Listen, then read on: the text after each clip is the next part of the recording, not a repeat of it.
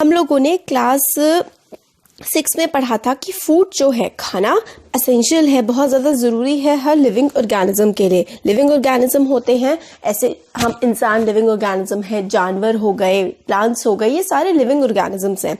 इनके लिए खाना बहुत ज़्यादा ज़रूरी है। और हमने ये भी सीखा था कि carbohydrates, fats, proteins, vitamins, minerals, ये सारे के सारे फूड्स के कंपोनेंट होते हैं। तो carbohydrates, protein, fat, vitamin and minerals, ये सारे हमारे क्या होते हैं, फूड के कंपोनेंट होते हैं। ये कंपोनेंट जो हमारे खाने के होते हैं, इनको हम बोलते हैं न्यूट्रिएंट्स। और ये न्यूट्रिएंट्स जो हैं, ये हमारी बॉडी के लिए बहुत ज़्यादा ज़रूरी होते हैं। तो न्यूट्रिएंट्स क्या होते हैं, देखिए, न्यूट्रिएंट्स होते हैं हमारे फैट्स, ठीक है, विटामिन्स, मिनरल्स, कार्बोहाइड्रेट्स, ये सारे के सारे होते हैं न्यूट्रिएंट्स, और ये हमारी बॉडी के लिए बहुत ही ज़्यादा ज़रूरी होते हैं। और सारे के सारे जो लिविंग ऑर्गेनिज्म होते हैं, उनको खाने की ज़रूरत होती है। जितने भी लिविंग ऑर्गेनिज्म हैं, जो भी जानवर जिंदा हैं, प्लांट जिंदा हैं, वो खाने से ही तो जिंदा हैं। प्लांट्स जो हैं can synthesize food for themselves, but animals including humans cannot। इसका क्या मतलब है, जो जितने भी लिविंग ऑर्गेनिजम्स हैं, उनमें से प्लांट्स हैं वो अपना खाना खुद ब खुद बना सकते हैं। मतलब जो पेड़ होते हैं वो अपना खाना खुद बनाते हैं, मगर ना ही इंसान और ना ही जानवर अपना खाना खुद बनाते हैं। आप सोच रहे होंगे भाई हम तो अपना खाना खुद बनाते हैं। हम खाना बनाते नहीं हैं, हम खाना पकाते हैं। हम जो खाना बना रहे हैं वो हम या तो पेड़ों से ले रहे हैं या फिर एनिमल से ले रहे हैं। अब दूध पीते हैं, दूध को गर्म करते हैं, दूध कहाँ से आता है, एनिमल से आता है। एप्पल खाते हैं, एप्पल कहाँ से आता है, प्लांट से आता है। तो आप जो है अपना खाना सिर्फ और सिर्फ पका रहे हैं, सिर्फ कुक कर रहे हैं। खाना कहाँ से ले रहे हैं आप, प्लांट से या फिर एनिमल से ही ले रहे हैं। Thus humans and animals are directly और इनडायरेक्टली डिपेंडेंट ऑन प्लांट्स। तो ह्यूमंस हो चाहे एनिमल्स हो, वो डायरेक्टली या फिर या तो सीधे तरह से या फिर घुमा फिरा के कहीं ना कहीं हम लोग प्लांट्स पर ही तो डिपेंड करते हैं अपने खाने के लिए। अब नेक्स्ट आता है mode of nutrition in plants. Mode of nutrition का मतलब होता है किस तरीके से जो प्लांट्स हैं वो अपने जो ज़रूरतें हैं, जो उनको ज़िंदा रहने के लिए, बढ़ने के लिए जो भी चीज़ें ज़रूरी होती हैं, वही होता है न्यूट्रिशन। और मोड ऑफ न्यूट्रिशन हो गया कि प्लांट्स किस तरीके से अपना खाना बनाते हैं या लेते हैं। तो प्लांट्स जो है ओनली ऑर्गेनिजम्स हैं जो अपना खाना खुद बना सकते हैं। और वो अपना खाना कैसे बनाते हैं, वाटर, कार्बन डाइऑक्साइड और मिनरल्स की हेल्प से।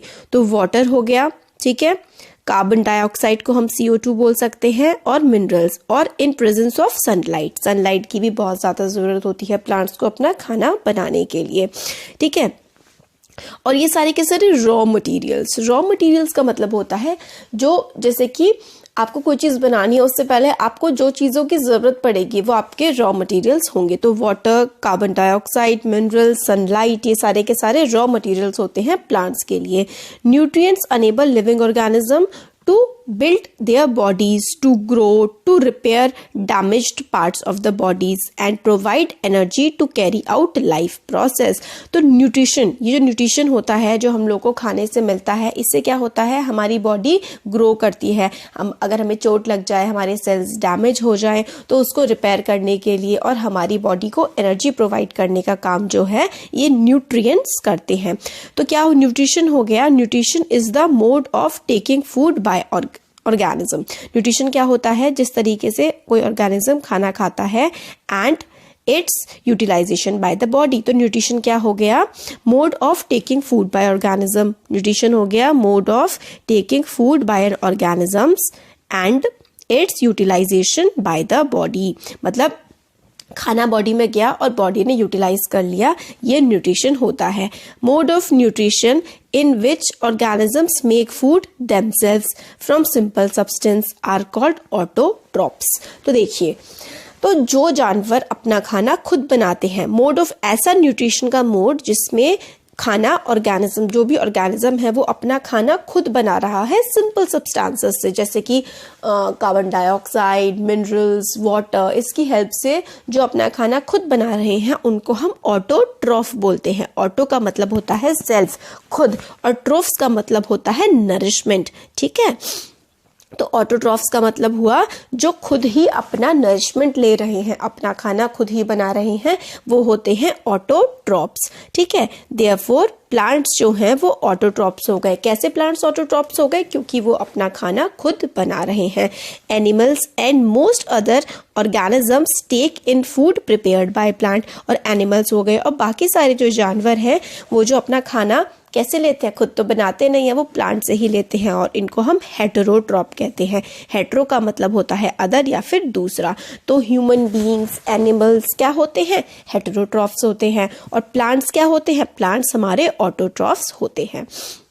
अब देखिए, now we may ask where the food factories of plants are located. फिर उसके बाद हम लोग सोचेंगे कि प्लांट की फूड फैक्ट्री कहाँ लोकेट होती हैं। Whether food is made in all part of plant or only in certain part. तो हमें क्या, फिर हम सोचेंगे कि भाई प्लांट अपना खाना कहाँ बनाता है, क्या प्लांट के सारे पार्ट खाना बनाते हैं या किसी एक जगह ही प्लांट में खाना बनता है। How do plants obtain raw materials from surrounding. अब प्लांट्स किस तरीके से रॉ मटीरियल ऑब्टेन करता है, मतलब जो चीज़ें उसको चाहिए वो खाना बनाने के लिए वो आसपास से कैसे लेता है, वो किस तरीके से ट्रांसपोर्ट करता है अपने खाने को अलग अलग पार्ट्स में। तो ये सारी की सारी चीजें अब हम आगे देखेंगे। Photosynthesis, food making process in plant.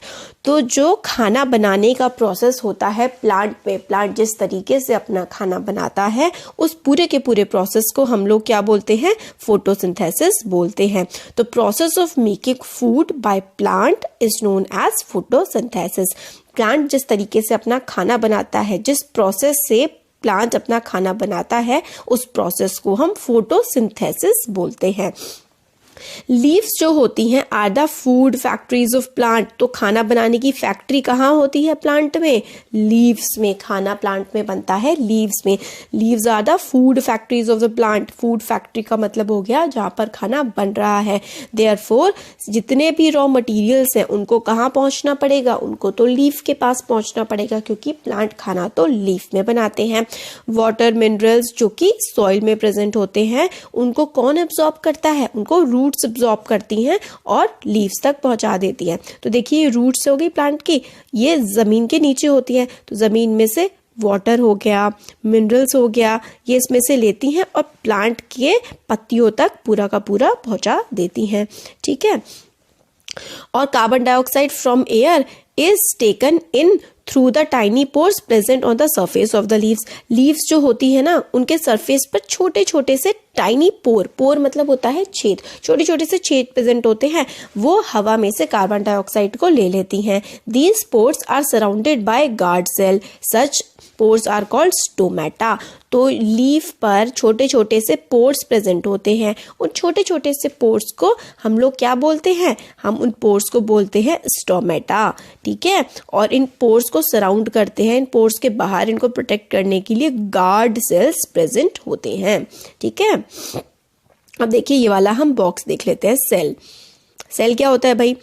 We have seen that buildings are made up of bricks. हम लोगों ने देखा है कि जो बड़ी बड़ी बिल्डिंग्स होती हैं वो ईंटों से बनी होती हैं। बिल्कुल ऐसे ही सिमिलरली बॉडी जो है लिविंग ऑर्गेनिज्म की, वो भी छोटे छोटे से यूनिट से बनी होती है, टाइनी यूनिट्स। हमारी बॉडी छोटी छोटी यूनिट से बनी होती है और उन यूनिट को हम बोलते हैं cell. Cell can be seen only under microscope. Cell को हम सिर्फ माइक्रोस्कोप में ही देख सकते हैं। कुछ ऑर्गेनिज्म जो है वो सिर्फ एक ही सेल के बने होते हैं। ठीक है, उनको हम सिंगल सेलुलर बोलते हैं। और cell is enclosed by thin outer boundary called cell membrane. ठीक है, ये सेल है, सेल के बाहर बाउंड्री सी होती है, जो ये बाउंड्री होती है ना सेल के बाहर, उसको हम लोग बोलते हैं cell membrane. Most cells have a distinct centrally located spherical structure called nucleus. तो ये इससे करके होता है सेल, इसके बाहर क्या होता है? सेल मेम्ब्रेन होता है, और सेल के बीचों बीच एक छोटा सा स्ट्रक्चर होता है जिसको हम लोग न्यूक्लियस बोलते हैं। तो सेल जो है उसके बाहर होती है सेल मेम्ब्रेन या फिर सेल वॉल, और सेल के बीचों बीचों बीच एक छोटा सा होता है, उसको हम न्यूक्लियस बोलते हैं। Nucleus is surrounded by jelly like substance called cytoplasm.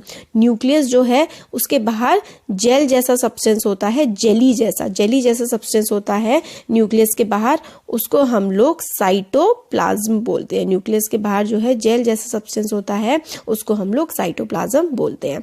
तो ये हमारा हो गया सेल, इसके बीच में न्यूक्लियस, इसके चारों तरफ साइटोप्लाज्म, और इसके बाहर क्या होती है, सेल मेम्ब्रेन होती है। ठीक है, और जो हमारा खाना कहाँ बनता है प्लांट का खाना तो लीव्स में बनता है। लीव्स में क्या होता है, लीव्स में छोटे छोटे से पोर होते हैं, उन छोटे छोटे से पोर्स को हम लोग बोलते हैं स्टोमेटा। स्टोमेटा के चारों तरफ गार्ड सेल होता है, और इस स्टोमेटा की हेल्प से ही हम लोग की हवा जो है ट्रांसफर हो पाती है लीव्स में। ठीक है, वाटर और मिनरल्स कहाँ से आ गए, रूट्स की हेल्प से, और कार्बन डाइऑक्साइड कहाँ से आ गई, लीव्स में जो स्टोमेटा प्रेजेंट है उससे। वाटर एंड मिनरल्स जो हैं लीव्स को ट्रांसपोर्ट हो जाते हैं बाय द छोटी छोटी पतली पतली वेसल्स जैसी होती है, ऐसे करके, which run like pipe throughout the root. Pipe जैसा स्ट्रक्चर होता है और उसकी हेल्प से स्टेम में पहुंच जाता है, स्टेम से ब्रांचेस में, और ब्रांचेस से लीव्स में पहुंच जाता है। ठीक है, they form a continuous path और passage for the nutrients to reach the leaf, they are called vessels. तो रूट्स होती हैं हमारी, रूट से हम लोगों का स्टेम में जाता है, स्टेम से हमारी ब्रांचेस होती हैं, फिर हमारी लीफ बनी हुई होती है ना। तो वाटर एंड मिनरल्स वेसल्स, पतली पतली सी वेसल्स की हेल्प से रूट से स्टेम में जाता है, स्टेम से ब्रांचेस में, और ब्रांचेस से लीव्स में पहुंच जाता है। और हम लोग और प्लांट्स में किस तरीके से ट्रांसपोर्ट होता है वो हम 11 चैप्टर में पढ़ेंगे आगे। इससे और ज़्यादा अगर हमें इन्फॉर्मेशन लेनी है तो आगे 11 चैप्टर आएगा, उसमें पढ़ते हैं। ठीक है, फिर आगे